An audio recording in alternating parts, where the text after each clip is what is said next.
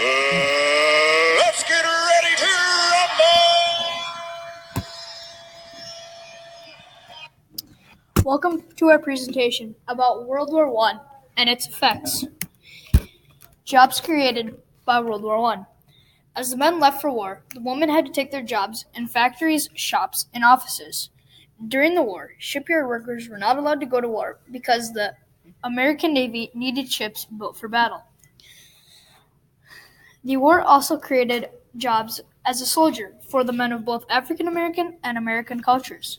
As a woman during this time, you were not allowed to serve in the war, but armies needed nurses to tend to the wounded soldiers after and during battle.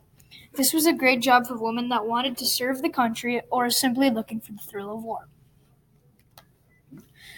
The Flu Epidemic of 1918. During the flu epidemic of 1918, there were more people killed than during World War I.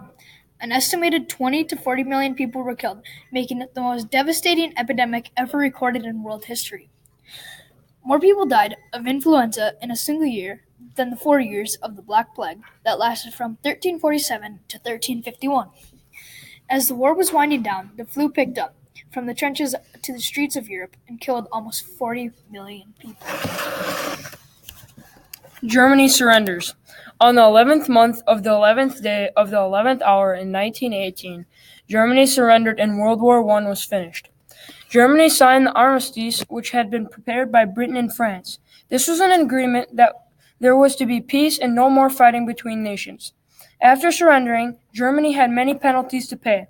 They had to pay reparations and also were stripped of their colonies and armed forces. Wilson's 14 points.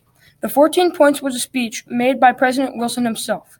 This speech included principles of peace which helped make peace treaties more successful.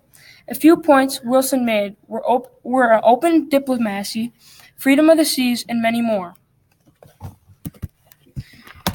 Treaty of Versailles. On June 28, 1919, Germany had surrendered, negotiated among the Allied powers with little participation by Germany in its 15 parts and 440 articles. For 5 years, the French assented to the modification of important provisions. Germany agreed to pay reparations under the Dawes Plan. The League of Nations was an international diplomatic group developed after World War I.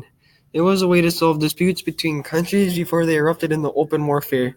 The League also effectively seized operations during World War II. A precursor to the United Nations, the League achieved some victories but had a mixed record of success. These are some of our resources that we use to create our slideshow.